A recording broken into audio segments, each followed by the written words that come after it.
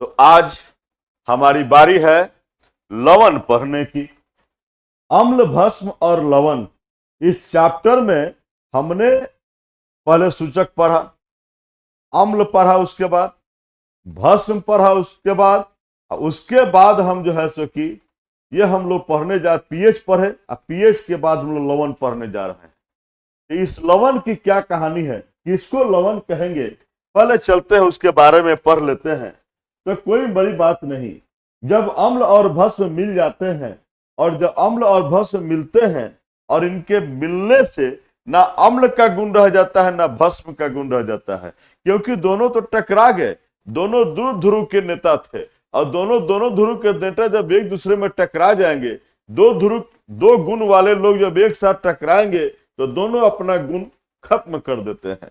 ठीक है, तो इसी मामला को समझिए कि अम्ल का अलग गुण था, भस्म का अलग गुण था, और अम्ल और भस्म जब टकराते हैं तो एक नई चीज आती है, और जो नई चीज आती है उसी नई चीज का नाम है लवण। तो बस यही बात आपके दिमाग में बैठनी चाहिए कि जब कोई अम्ल और भस्म मिलेगा तो लवण का निर्माण होगा। लवण बनाना है तो अम्ल भस्म को मिलाना है, यह दिमाग में ख्याल रखिएगा। तो जब अम्ल और भस्म एक दूसरे से अभिक्रिया करते हैं तो लवण का निर्माण होता है। देखिए, मैंने एक यहां पर अम्ल लिया, हाइड्रोक्लोरिक अम्ल, और यहां पर एक भस्म लिया, सोडियम हाइड्रोक्साइड, और ये जब मिल गए तो निश्चित रूप से मेरे सामने लवण बनेगा, लवण भी बनेगा और जल भी बनता है। तो ये हम लोग बखूबी इस चीज को देख रहे हैं।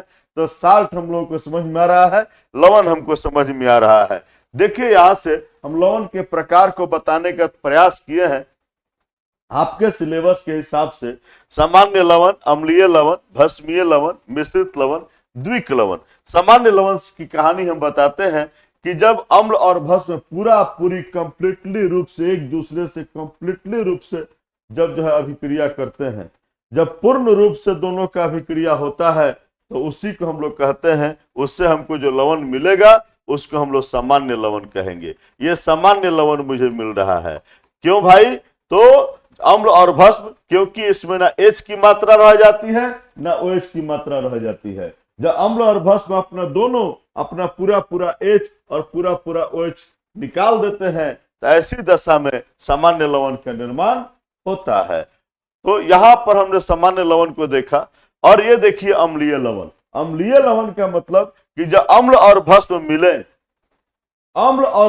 मिले तो अम्ल का थोड़ा सा गुण रह जाए, यानी यदि जो बना लवण उसमें यदि H की मात्रा कुछ रह जाए तो ऐसे लवण को कहते हैं हम लोग अम्लीय लवण। एकदम दिमाग में सेट कीजिए कि वैसा लवण जिसमें H की मात्रा रह जाती है, यानी अम्ल की कुछ मात्रा रह जाती है, तो ऐसे लवण को हम कहते हैं अम्लीय लवण।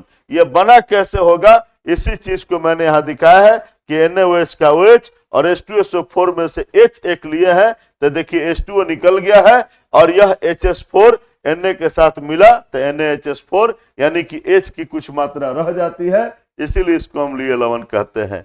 अब समझिए भस्मीय लवण। जब अम्लीय लवण का मतलब है कि H की कुछ मात्रा रह गई, तो एकदम सीधी बुझा रही है कि भस्मीय लवण में OH की मात्रा रह जाती होगी। जी हाँ, ये CaOH2 और ये अम्ल लेते हैं हाइड्रोक्लोरिक अम्ल, और यहां देखिए क्या होता है, OH ये जो दो था, दो में से एक तो इस H के साथ निकल गया, ये दो में से एक तो OH इस H के साथ इसके निकल गया तो H2O बना, लेकिन एक OH बेचारा साथ में रह गया, और इनके रहने के चलते ये जो लवण बना इसको हम भस्मीय लवण कहेंगे।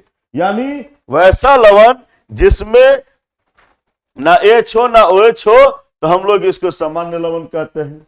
लेकिन वैसे लवण जिसमें H की कुछ मात्रा कुछ रह जाए जिसको हम अम्लीय लवण कहते हैं, जिसमें OH की मात्रा रह जाए उसको भस्मीय लवण कहते हैं। एकदम क्लियर कंसेप्ट में। और मिश्रित लवण, जिसमें एक से अधिक रेडिकल हो, जिसमें एक से अधिक मूलक हो, जो ऐसा लवण जिसमें एक से अधिक मूलक हो। यहां देखिए OCl- और Cl-, दो मूलक हैं यहां पर, तो वैसे लवण जिसमें एक से अधिक मूलक हो तो उसको हम लोग मिश्रित लवण कहते हैं, जैसे विरंजक चूर्ण। और ये विरंजक चूर्ण की तो हम लोग कहानी इसी चैप्टर में, इसी एपिसोड में हम अभी आगे पढ़ने वाले हैं, इनकी विस्तृत कहानी पढ़ेंगे। तब मिश्रित लवण भी जान गए। और एक है द्विक लवण, डबल साल्ट, इसको अंग्रेजी में डबल कहते हो, द्विक को अंग्रेजी में डबल कहते हो। तो डबल साल्ट हम लोग पढ़ने चल रहे हैं। डबल का मतलब आपको मालूम है, एक साल्ट की कौन कहे, दो दो साल्ट हो तो उसको डबल साल्ट कहते हैं। देखिए यहाँ पर एक साल्ट K2SO4 और एक साल्ट Al2SO4, जब दोनों एक दो दो लवण एक साथ हो तो इसको हम लोग डबल द्विक लवण कहते हैं। जैसे पोटास एलम, ये पोटास एलम का फॉर्मूला है।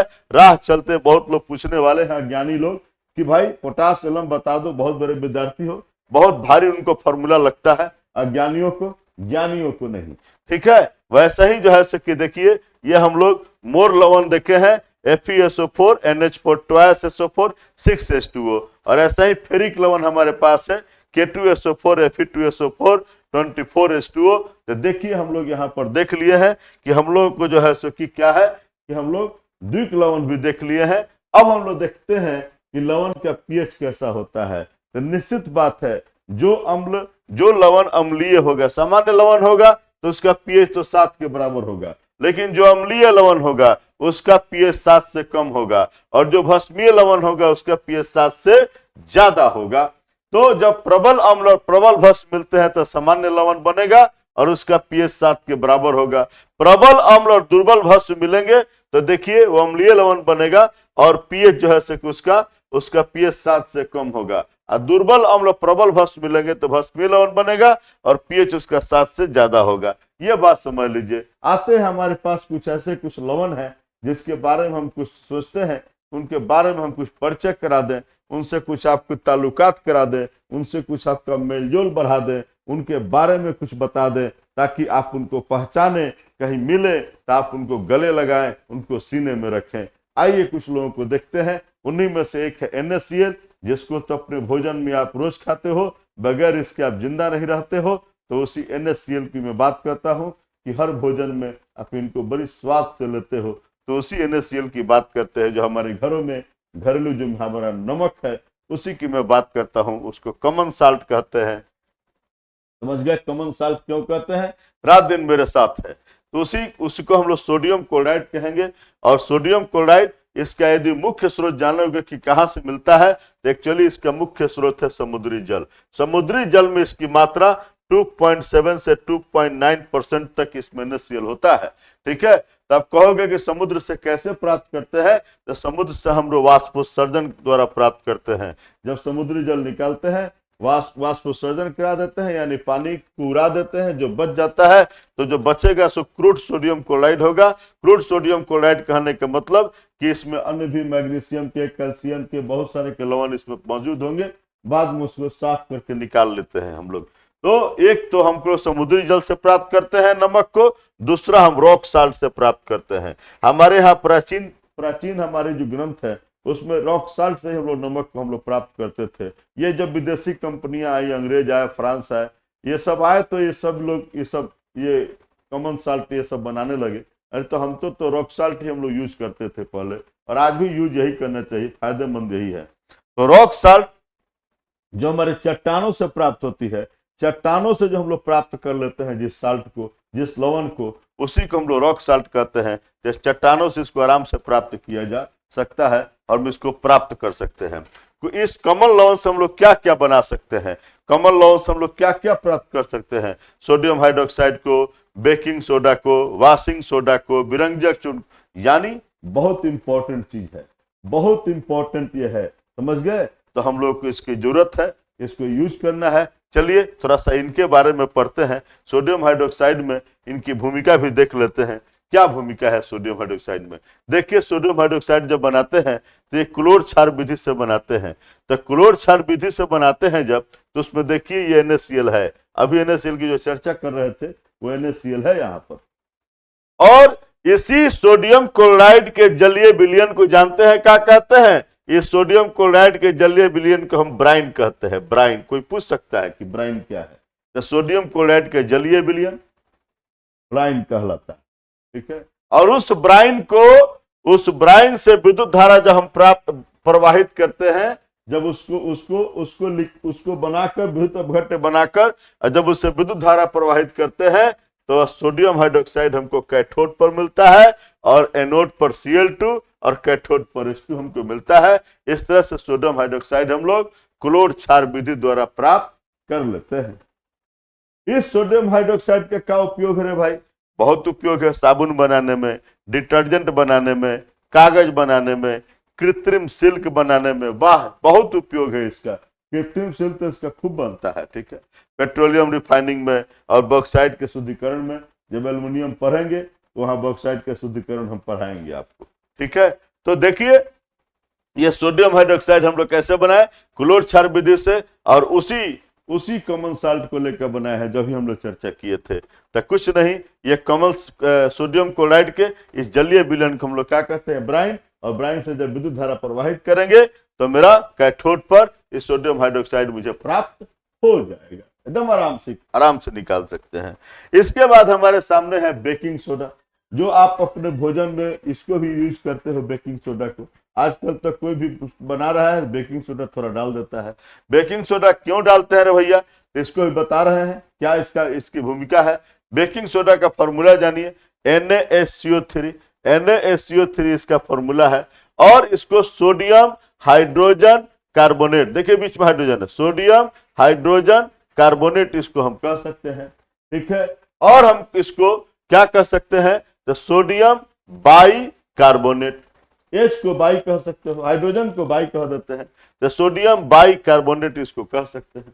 बनता कैसे है? हम क्या करेंगे कि संतृप्त सोडियम क्लोराइड को लेंगे। बोल रहे हैं ये सोडियम क्लोराइड तो गजब का आदमी है रे भाई। ये सोडियम क्लोराइड से बोले हैं कि सोडियम हाइड्रोक्साइड बना लिया अभी क्लोर क्षार विधि से, और इसी सोडियम क्लोराइड का संतृप्त विलयन लेते हो। इस सोडियम क्लोराइड का संतृप्त विलयन लेते हो, देख लो संतृप्त विलयन लेते हो, ठीक है ना। और उसको ठंडा विलयन बोले हैं कि संतृप्त सोडियम क्लोराइड के ठंडे विलयन से ये ठंडा विलयन इसका लो, और उसको अमोनिया के साथ, देखो ये अमोनिया है, अमोनिया के साथ CO2 गैस यदि आप प्रवाहित करते हो सोडियम क्लोराइड के ठंडे विलयन से, संतृप्त सोडियम क्लोराइड के ठंडे विलयन से अमोनिया के साथ ये कार्बन डाइऑक्साइड गैस को प्रवाहित करने पर हमको ये सोडियम बाइकार्बोनेट यानी कि बेकिंग सोडा यानी सोडियम हाइड्रोजन कार्बोनेट प्राप्त हो जाता है। अमोनियम क्लोराइड बाहर निकल जाता है, अमोनियम क्लोराइड बाहर निकल जाता है। ये सोडियम क्लोराइड की सोडियम बाइकार्बोनेट की विशेषता है, ये बेकिंग सोडा की विशेषता है, ये सोडियम हाइड्रोजन कार्बोनेट की विशेषता है कि ये उजला क्रिस्टल होते हैं। उजला क्रिस्टल के ठोस के रूप में ये उजला क्रिस्टल होते हैं, व्हाइट क्रिस्टल होते हैं, ठीक है ना, एकदम उजला सा क्रिस्टल के रूप में मिलेंगे। इनकी विलेयता बहुत कम होती है, ये बहुत कम घुलनशील होते हैं, इसलिए इनका कहें कि इनकी विलेयता कम होती है। ये तो जान गए। इस बेकिंग सोडा का हम लोग देखें, बेकिंग सोडा का उपयोग क्या कर सकते हैं, क्या गुण है। तो ये बउआ बेकिंग पाउडर बनाता है, जिस बेकिंग पाउडर को हम लोग अपने कुछ भोज्य पदार्थ में मिलाकर और उसका यूज करते हैं। कुछ क्या, रात दिन केक बनाते हो, रात दिन जो है सो कि पाव रोटी बनाते हो, उसमें तो बखूबी इसका यूज करते हो। क्या के लिए भाई? तो उसको फुलाने के लिए, उसको फुला देने के लिए, ठीक है ना। ये बेकिंग पाउडर में क्या होता है? बेकिंग पाउडर में सोडियम कार्बोनेट होगा प्लस टार्टेरिक अम्ल होगा, कोई टार्टेरिक अम्ल इसमें थोड़ा सा मिला देते हैं, ठीक है। और जब सोडियम बाइकार्बोनेट में टार्टेरिक अम्ल मिला देते हो तो बेकिंग पाउडर का निर्माण हो जाता है, ठीक है। और इस सोडियम बाइकार्बोनेट पर टार्टेरिक काहे के लिए? टार्टेरिक यदि सोडियम बाइकार्बोनेट के यूं ही तुम लोगे तो थोड़ा सा तीता लगेगा, क्योंकि इसमें थोड़ा भस्मीय गुण आ जाता है, इसीलिए जो है इसमें थोड़ा सा तीता लगता है। तो इस तीते स्वाद को ये टार्टेरिक अम्ल जब डाल देते हो तो तीते स्वाद को थोड़ा सही बदल देता है, ठीक रहता है। और समझिए, जब दोनों को मिलाकर सोडियम बाइकार्बोनेट और टार्टेरिक अम्ल को मिलाकर जब गर्म करते हो, टार्टेरिक अम्ल ले लो, चाहे कोई अम्ल ले लो, साइट्रिक अम्ल ले लो, कोई अम्ल ले लो, इसके साथ मिलाकर जब गर्म करते हो तो CO2 निकलता है और H2O देता है। और अम्ल का सोडियम लवण का कोई अम्ल देता है, ठीक है ना।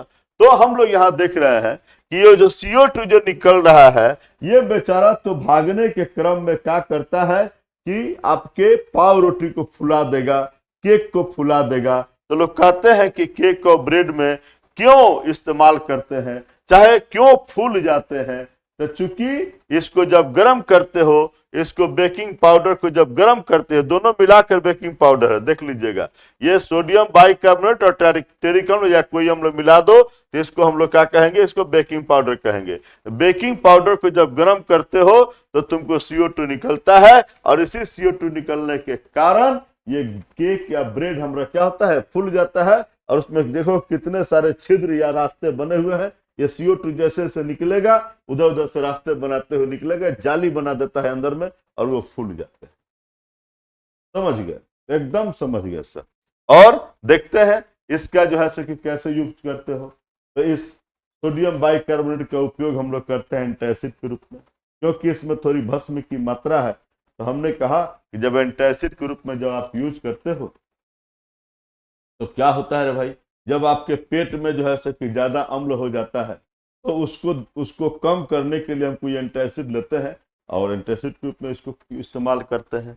सोडा वाटर बनाने में, सोडा वाटर बनाते हैं इससे। अग्निशामक के रूप में, क्यों भाई अग्निशामक के रूप में, ये अग्निशामक के रूप में कैसे काम करता है रे भाई, तो अग्निशामक के रूप में काम करता है कि जब इसको गर्म करेंगे तो इसमें से CO2 निकलेगा, और जब CO2 निकलेगा तो CO2 तो आप जानते हो क्या करेगा, CO2 आग को बुझा देता है, CO2 आग को बुझा देता है। ऑक्सीजन आग को जला देता है, ऑक्सीजन होगा तो जला देगा, और CO2 होगा तो बुझा देगा। तो इससे CO2 निकाल सकते हो, और CO2 जब निकलेगा तो ये बुझा सकता है, इसीलिए इसको अग्निशामक के रूप में हम लोग इस्तेमाल करते हैं, अग्नि का शमन करता है। अब देखते हैं हम वाशिंग सोडा। खाने वाला सोडा तो देख लिए, खाने वाला सोडा देख लिए, ठीक है। खाने वाला सोडा जब देख लिए, देखिए खाने वाला सोडा, बेकिंग सोडा, इसको खाने वाला सोडा भी कह सकते हो, ठीक है ना, खाने वाला सोडा, ठीक है, खाने वाला सोडा कहो, बेकिंग सोडा कहो। तो ये जब इसको देख लिए तो हम लोग जरा देखते हैं कि ये वाशिंग सोडा कौन सा है, मतलब साफ है, जो धोने के काम आए। धोआ सोडा भी कहते हैं इसको, धोबिया सोडा भी कहते हैं इसको, ठीक है ना, जो जो नाम से पुकार लो, धोबिया सोडा, वाशिंग सोडा, ठीक है ना, जो जो नाम आपके दिमाग में आए इस तरह के नामों को आप इस्तेमाल कर सकते हो। धोआ सोडा, या हम लोग घरेलू भाषा में धोआ सोडा कहते हैं। चलिए, इसको कहते हो सोडियम कार्बोनेट।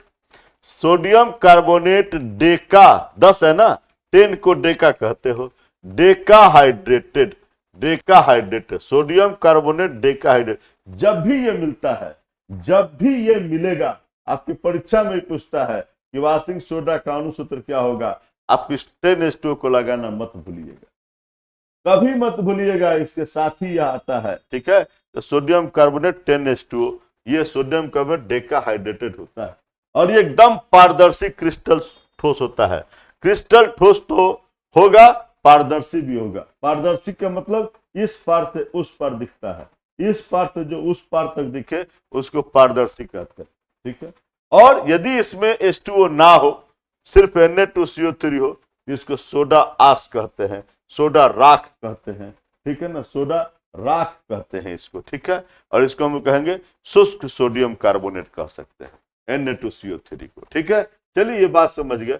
जरा देखते हैं इसको बना कैसे सकते हो। इसको बनाते हैं हम सॉल्वे विधि से, सॉल्वे मेथड से हम इसको बना सकते हैं। सॉल्वे विधि कहो या अमोनिया सोडा विधि को, कैसे बनाते हैं, बड़ी रोचक मामला है।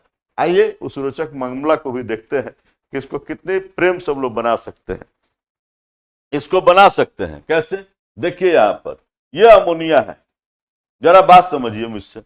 यह अमोनिया है, अमोनिया में जल डाले हो, CO2 डाले हो, तो अमोनियम बाइकार्बोनेट बना है। और जब अमोनियम बाइकार्बोनेट के साथ NaCl डाले हो तो आपको सोडियम बाइकार्बोनेट बना। और अमोनिया जो है सकी आपका, जहां से अमोनियम क्लोराइड आपका निकल गया, अमोनियम क्लोराइड यहां से निकल गया, ठीक है ना, अमोनियम क्लोराइड निकल गया। और सोडियम बाइकार्बोनेट को जब गर्म करते हो तो आपको सोडियम कार्बोनेट आपको प्राप्त होता है, और उसका क्रिस्टलीकरण करते हो जल के साथ, तो जल तो 10H2O मिल जाता है। बहुत बढ़िया, बहुत सुंदर आपने बात कहा। देखिए, मैंने बताया आपको, क्या बताया, बताया कि ये अमोनिया इस बेचारे को भूत पकड़ा हुआ है, या इसके पास H की मात्रा है, ये बेचारे को भूत पकड़ लिया, H है यानी कि इसको भूत पकड़ लिया है। अब आप क्या करोगे? जब भूत पकड़ लेगा तो आप किसी ओझा जी को बुलाओगे, और ओझा जी आएंगे तो क्या करेंगे? ओझा जी आएंगे तो मुंह से फूकेंगे, फूकेंगे यानी कि CO2 निकालेंगे और थोड़ा सा जल छीटेंगे। तो ओझा जी आए, मुंह से फूके, थोड़ा जल छीटे, मुंह से फूके, थोड़ा जल छीटे, तब तक ये अपना प्रचंड रूप में आ गया। और इसकी मात्रा देखो कहाँ कम होना चाहिए था, तो ये तो बढ़ गया। ओझा जी की हालत खराब, और ओझा जी ने आओ देखा ना ताव। ओझा जी को लगा कि तो हम ही को मुआ देगा, हमको दाब देगा, ठीक है। तो ओझा जी ने देखा आओ ना ताव, अब बगल में नमक रखा था, मारा नमक छीट के। अब तो इनका देह पर पराने लगा और भागे बहुत दूर तक, लेकिन थोड़ी सी मात्रा भी है इनमें। अभी थोड़ी सी मात्रा ओझा जी देखे कि अरे तब कंट्रोल में आ गया, बस उसको धाय से उसको तावा पर चढ़ा दिया, यानी गर्म कर दिया, तावा पर रखकर बस धाय से जो है से कि सब पर परा कर सब एच भाग गए और Na2CO3 का निर्माण हो गया। कितना सुंदर लगा, ठीक है। और यही Na2CO3 जो मिला, इसको जल के साथ मिला दिए, तो देख लीजिए हमको वाशिंग सोडा मेरा मिल गया। बहुत प्रेम से जाने हैं, देख लिए, समझ गया है ना। ऐसा ही हम लोग इसको प्राप्त कर लेते हैं। यही है साल्वे विधि, यही है अमोनिया सोडा विधि। बहुत प्रेम से हम लोग इसको समझे हैं, ठीक है। तो हम लोग देखे हैं कि जब वाशिंग सोडा जो हम लोग बनाते हैं, तो इससे मतलब साफ निकलता है कि इसका हम लोग क्या करेंगे, ये जल में घुलनशील होता है। जल में घुलनशील होता है तभी तो कपड़ा धोता है हमारा, ठीक है। और क्षारीय विलयन बना सकता है ये, ठीक है। इसके गुण को भी हम लोग देख लेते हैं।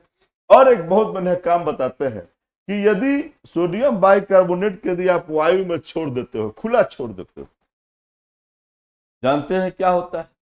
इसको जैसे ही खुला छोड़ते हो वायु में, इसके जल के अणु जो है सो कि वायुमंडल में चले जाना शुरू कर देते हैं।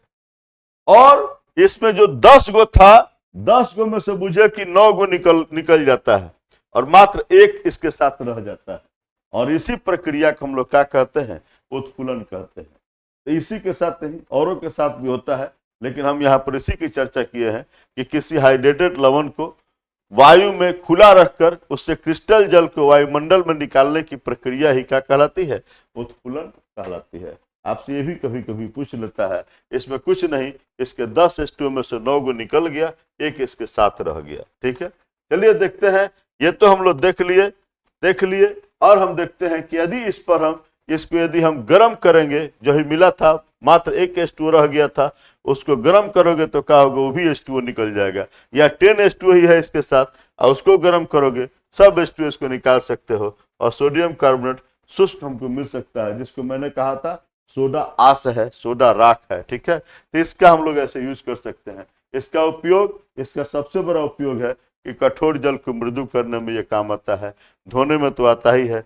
फ्यूजन मिश्रण बनाता है, K2CO3 के साथ मिलकर या K2CO3 के साथ मिलकर फ्यूजन मिश्रण बनाता है। और यह फ्यूजन मिश्रण कहाँ इस्तेमाल करते हो? नाभिकीय रिएक्टर में इस्तेमाल करते हो, ये वो भी बनाता है। टेक्सटाइल और पेट्रोलियम रिफाइनिंग में इसका तो बहुत उपयोग है। साबुन बना लोगे, कांच बना लोगे, पेपर बना लोगे, कास्टिक सोडा बना दोगे, ये सब इससे हम लोग बना सकते हैं। और जो है सो कि चलिए आगे चलते हैं, इसको देख लिए विरंजक चूर्ण के बारे में, जो मैंने बोला था कि विरंजक चूर्ण कैसे बनाते हैं। विरंजक चूर्ण देखिए, इसका फॉर्मूला तो मैंने लिखा है CaOCl2, और एक लिखा है CaOClCl, ये दोनों फॉर्मूला है। और भी अभी तक विवाद के घेरे में है, इसके कई तरह से फॉर्मूलों की चर्चा वैज्ञानिकों के बीच है, और ये विवाद के घेरे में है। लेकिन हम लोग काम चलाने के लिए ये दोनों में से कोई फॉर्मूला लेते हैं, दोनों भी सही मान सकते हैं, ठीक है। इसको एक्चुअली हम लोग कैल्शियम ऑक्सीक्लोराइड भी कहते हैं, या क्लोराइड ऑफ लाइम भी कहते हैं। कैल्शियम ऑक्सीक्लोराइड या क्लोराइड ऑफ लाइम भी इसको कह सकते हैं। निर्माण कैसे करते हैं? निर्माण कैसे करोगे? इसका निर्माण करेंगे हम बुझा हुआ चूना को लेकर। यह बुझा हुआ चूना है, सेलेक्ट लाइम है, ठीक है ना। इसको सेलेक्ट लाइम कहो या बुझा हुआ चूना कहो। बुझा हुआ चूना का मतलब क्या होता है सर, और चूना का मतलब क्या होता है, जरा सा बता दीजिए सर हमको। आपको मैं यही क्लियर कर देता हूं। देखिए, चूना किसको कहते हो? ये इसको आप चूना कहते हो, CaO, ये चूना है आपका, CaO चूना है, ठीक है। इसमें आप क्या करो कि इसमें जल मिला दो। ये CaO में यदि आप जल मिला देते हो, बाजार से खरीद के लाओ, चूना का ढेला मिलता है, चूना का ढेला मिलेगा, कली चूना कहते हो उसको, आप उसको कली चूना कहते हो, ये कली चूना है, ठीक है। और कली चूना में को जब जल में डालते हो, जल में जाल डाल कर देखो, ये जल की फॉर्मूला लिखे हैं, जल में डालते हो वैसे ही ये बन जाता है क्या, ये Ca, इसका OH, O और H, OH फिर OH, तो Ca और ये OH ट्वाइस, यही बुझा हुआ चूना हो गया, इसको कहते हो बुझा हुआ चूना। तो बुझा हुआ चूना ही मैंने बताया आपको कि ये बुझा हुआ चूना है। और बुझा हुआ चूना में जब आप क्लोरीन मिलाते हो, कब, 40 डिग्री सेंटीग्रेड पर, 40 डिग्री सेंटीग्रेड पर जब उसमें क्लोरीन मिलाते हो तो तुमको विरंजक चूर्ण प्राप्त हो जाता है। कैसे भाई, तो जब इस बुझा हुआ चूना में जब क्लोरीन मिलाते हो तो H2O तो निकल जाता है, HOH देखो निकल गया, और यहाँ पर जो जगह खाली था वो के पास एक Cl वहां पर बैठ गया, और ये जो डंटा एक हाथ पूरा खाली हो गया था वहां पर एक Cl बैठ गया, यानी Ca, इसका भी स्ट्रक्चर देखोगे तो ऐसे देखोगे CaOCl और Cl यहाँ पर देख सकते हो ना, ये हमने बनाया विरंजक चूर्ण का फॉर्मूला। तब ये हमको विरंजक चूर्ण हमको प्राप्त हो जाता है, यानी कि बुझा हुआ चूना को क्लोरीन के साथ पर क्लोरीन प्रवाहित करते हो 40 डिग्री सेंटीग्रेड पर, तो आपको विरंजक चूर्ण प्राप्त हो जाता है। इसको जब भी रखना तो एयर टाइट बर्तन में रखना, एकदम एयर टाइट बर्तन में पैक करके, नहीं तो क्लोरीन निकलने का डर रहता है। क्लोरीन बेचारा भागने में बहुत तेज आदमी है, भाग निकलता है, ठीक है। यह होता कैसा है, तो ये येलोइस कलर का होता है, येलोइस यानी पीलादार, मैंने लिख दिया है, येलोइस उजला क्रिस्टल होता है, एकदम थोड़ा सा पीलापन लिए हुए, ठीक है ना, पीलापन लिए हुए ये उजला क्रिस्टल होता है। ये इसमें ये क्लोरीन का बड़ी गंध देता है, बहुत ही एकदम, जहां रखोगे क्लोरीन का बहुत ही इसके साथ गंध मिलता है इसका, ठीक है। और हम लोग देख सकते हैं, यहाँ पर मैं थोड़ी देर के लिए आपको एक बात बताता हूँ, यदि आप CBSE के विद्यार्थी हो तो संगम CBSE अपना YouTube चैनल पर देख लीजिएगा, बहुत सारे सब्जेक्ट को मैंने, बहुत सारे टॉपिक को मैं पढ़ाता हूँ, वहां पर देखो, कुछ पढ़ना है कुछ सीखना है तो देखिए। और बिहार बोर्ड के विद्यार्थी संगम बिहार बोर्ड यूट्यूब चैनल पर मुझसे अवश्य मिलिए, हर एक सब्जेक्ट के लिए मिलिए, वहां पर मैं आपको दे रहा हूँ, ठीक है। और ऑफलाइन आते हो तो ऑफलाइन तो मौजूद है, संगम कोचिंग सेंटर में आइए, खूब प्रेम से पढ़िए। चलिए देखते हैं, अगर इस विरंजक चूर्ण को यदि CO2 के साथ यदि आप अभिक्रिया कराते हो तो होता क्या है, तो हमको कैल्शियम कार्बोनेट मिल जाता है और क्लोरीन उससे बाहर निकल जाता है।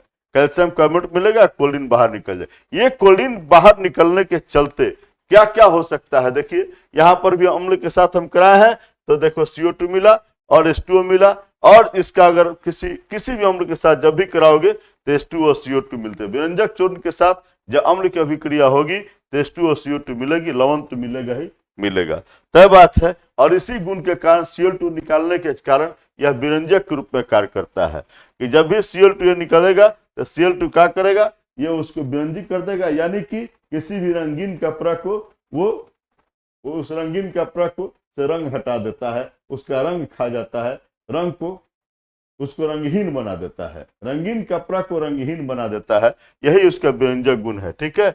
और ये विरंजक के रूप में कार्य करता है, और पीने वाले जल को भी संक्रमित करता है, पीने वाले जल को क्या करता है, भी संक्रमित करता है, यानी कि उसमें से कीटाणु को मार देता है, ठीक है। ये बात सब हम लोग समझ गए। और देखते हैं, एक और है हमारे पास प्लास्टर ऑफ पेरिस, यही अंतिम है, इन्हीं के बारे में और जानना है। ये प्लास्टर ऑफ पेरिस, पता नहीं आप देखे हो कि नहीं देखे हो, लेकिन जब भी किसी का हड्डी उड्डी टूट जाता है तो उसका जब प्लास्टर होता है तो ही पता है लोग प्लास्टर हो गया, अरे प्लास्टर क्या, ये प्लास्टर ऑफ पेरिस है। जी हाँ, इन्हीं से भेंट होता है आपको। बनते कैसे हैं, देखो ये जिप्सम है, जिप्सम का फॉर्मूला देखो, CaSO4 2H2, ये CaSO4 2H2 लेते हो, और प्लास्टर ऑफ पेरिस का फॉर्मूला क्या है, CaSO4 ट्वाइस H2, यानी कि 2 CaSO4 के लिए 1 H2O चाहिए, या ऐसे कह सकते हो कि 1 CaSO4 के लिए आधा H2O चाहिए। या तो ऐसे फॉर्मूला दो, नहीं तो ऐसे दो, यानी कि 1 CaSO4 के लिए आधा H2O या 2 CaSO4 के लिए 1 H2O, इसी रूप में दो। ये प्लास्टर ऑफ पेरिस का फॉर्मूला आपको बताया है, ठीक है। और देखो कि बनाते कैसे हो, इसको बनाते हो जिप्सम से, जिप्सम का क्या फॉर्मूला है कि CaSO4 के साथ 2H2O है, और इसको यदि हम 120 डिग्री से नीचे यदि गर्म करते हैं तो आप समझ लीजिए कि ये बन जाता है प्लास्टर ऑफ पेरिस। यानी कि इसमें का ये 2 मॉलिक्यूल इसका लेते हो तो देखो 4 गो H2 हो गया, तो 4 गो में से 3 गो निकल जाएगा, एक गो रह जाएगा, ठीक है ना, और 2 गो CaSO4 है, ये हमको प्लास्टर ऑफ पेरिस बन गया। या ऐसे नहीं, ऐसे बनाना है तो इसको देखो, जिप्सम का ये फॉर्मूला लिए हैं, गर्म कर दो 120 से नीचे, तो इसमें का 2 गो जो H2O था, 2 गो में से आधा यहाँ रह गया है और 1.5 गो निकल गया है। तो जैसे आपको पसंद पड़े, जो आपके लिए आनंद की बात हो, उसी को आप लोग यूज करना, ठीक है। और देखिए इसका होता कैसा है, ये उजला पाउडर होता है, ये जल कोशिश करता है लेकिन उष्मा उत्सर्जन भी साथ साथ करता है, उष्मा भी साथ साथ निकालता है। और ये प्लास्टर पेशी का हम सेटिंग करते हैं। सेटिंग कैसे करते हैं, तो जो प्लास्टर ऑफ पेरिस है उसमें हम H2O को मिला देते हैं तो जिप्सम बन जाता है, और यही जो जिप्सम बन जाता है तो प्लास्टर ऑफ पेरिस से जिप्सम बनाने की जो क्रिया है इसी को कहते हैं प्लास्टर ऑफ पेरिस का हम सेटिंग कर रहे हैं, सेट कर देते हैं, ठीक है। और देखिए हम लोग इसका उपयोग कैसे करते हैं, इसका उपयोग करते हैं खिलौना बनाएंगे, चीनी मिट्टी के बर्तन, ये सब के सांचा बनाने में। सांचा किसी का भी बनाना हो तो सांचा प्लास्टर ऑफ पेरिस से ही हम लोग तैयार करते हैं, किसी का भी सांचा, और उससे बहुत सारा हम लोग बनाते हैं, स्टैचू, मॉडल। हड्डी तो टूट जाता है, फ्रैक्चर हो जाता है, तो उसको सेट तो हमको करना ही है, ठीक है ना, और सेट इसी से करते हैं। एक और बहुत बड़ी इसकी खासियत है, ये फायर प्रूफ होता है, फायर प्रूफ होता है, यानी कि जहां पर लगा दो आग जल्दी पकड़ता नहीं है, ये फायर प्रूफ होता है। तो हम लोग प्लास्टर ऑफ पेरिस तो जान गए, लेकिन एक बहुत बड़ी बात हम लोग के समझ में नहीं आ रही थी कि जब भी देखे हैं तो किसी लवण के साथ H2O लगा हुआ है, तो यही इसी को क्रिस्टलीकरण का जल कहते हैं, कि वह जल अणु, यह जल अणु जो देख रहे हैं, जो किसी भी क्रिस्टल या लवण की संरचना का एक भाग होता है, ये मान लो कि ये लवण है, इसका एक भाग जो बना हुआ है, ये जो H2O जो इसका भाग बना हुआ है, इसी को हम लोग क्रिस्टलीकरण का जल कहते हैं, इसी जल को हम लोग क्रिस्टलीकरण का जल कहते हैं। और उस लवण को, जिस लवण में, वह लवण जिसमें क्रिस्टलीकरण का जल होता है, उसको हाइड्रेटेड लवण कहते हैं। तो ये भी हाइड्रेटेड लवण है, ये भी हाइड्रेटेड लवण है, और ये भी हाइड्रेटेड लवण है। जानते हैं, इस सब का नाम भी बता दिए हैं जानबूझकर कि आपको पूछ लेता है। CuSO4 5H2O, इसको हम लोग ब्लू विट्रियोल कहते हैं, और ZnSO4 7H2O को व्हाइट विट्रियोल कहते हैं, और FeSO4 7H2O को ग्रीन विट्रियोल कहते हैं। और याद करने का हम ट्रिक आपको दे देते हैं। देखो CuSO4 है, और ABCD में C के बगल में B होता है, यानी ब्लू, तो C के पास ब्लू, यानी कि CuSO4 5H2O को ब्लू विट्रियोल यानी कि नीला कशिश कहते हैं, ठीक है। तब C और B देख रहे हो ना, C के पास B है, और Z के पास W है, ABCD में Z के पास W है, यानी कि ZnSO4 7H2O, ये W यानी कि व्हाइट विट्रियोल है, इसको श्वेत कशिश कहते हैं। और F के पास G है, देख लीजिए F के पास G है, तो FeSO4 7H2O में ग्रीन विट्रियोल है, यानी हरा कशिश इसको कहते हैं। तो क्रिस्टलीकरण का जल भी हम लोग देख लिए, और मुझे उम्मीद है कि आप जो है सो कि बहुत बढ़िया यहाँ पर हमारे साथ पढ़े हैं, और हमको उम्मीद है कि हमको लवण खूब बढ़िया समझ में आया है। तो हम इस चैप्टर को, अम्ल भस्म लवण चैप्टर को हम द इंड करते हैं इस लवण को ही पढ़ाने के साथ, और हम फिर मिलेंगे अन्य चैप्टर में फिर नए एपिसोड के साथ। धन्यवाद।